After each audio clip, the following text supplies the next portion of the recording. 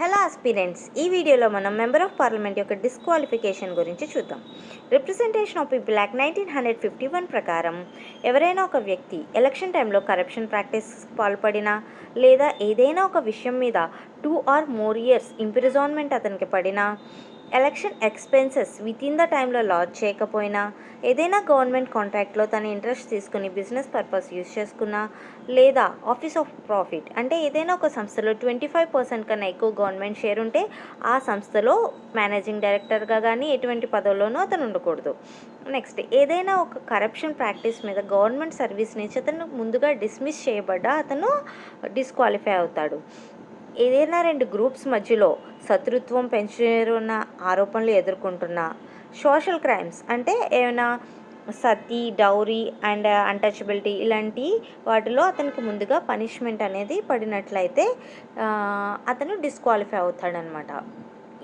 ఈ ఎటువంటి డౌట్ వచ్చినా ప్రెసిడెంట్ డెసిషన్ అనేది final. Next, anti defection law 10th schedule గురించి చూద్దాం. 10th షెడ్యూల్లో 4 కేటగిరీస్ ఉన్నాయి. వాలంటరీగా అంటే ఎవరైనా ఒక పొలిటికల్ పార్టీ నుంచి అతను కంటెస్ట్ చేసి ఎలక్ట్ అయిన తర్వాత వాలంటరీగా తన మెంబర్షిప్ని వదులుకుంటే కనుక, ఆ పొలిటికల్ పార్టీలో తన మెంబర్షిప్ని వదులుకుంటే అతను డిస్క్వాలిఫై అవుతాడు. లేదా తన పార్టీ చెప్పినట్టు కాకుండా వేరే వాళ్ళకి ఓటింగ్ వేసిన ఆ రోజు ఓటింగ్ అసలు వేయడానికి రాకపోయినా కూడా డిస్క్వాలిఫై అవుతాడనమాట. నెక్స్ట్, ఒక ఇండిపెండెంట్గా గెలిచిన వ్యక్తి ఏదైనా ఒక పొలిటికల్ పార్టీలో జాయిన్ అయినా అతను డిస్క్వాలిఫై అవుతాడు.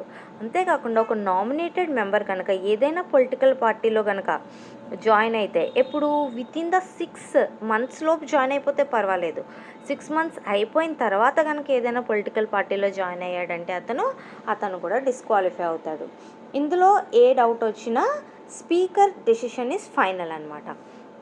నెక్స్ట్, డబుల్ మెంబర్షిప్ అన్నా కూడా రిప్రజెంటేషన్ ఆఫ్ పీపుల్ యాక్ట్ 1951 ప్రకారం ఏదైనా ఒక వ్యక్తి 2 హౌసెస్కి కనుక ఒకేసారి ఎలక్ట్ అయితే అతను విత్ ఇన్ 10 daysలో ఏ హౌస్ అనేది చెప్పాలి. లేదంటే కనుక రాజ్యసభలో సీట్ వేకెంట్ అవుతుంది, లోక్సభలో సీటే ఉంటుంది అనమాట.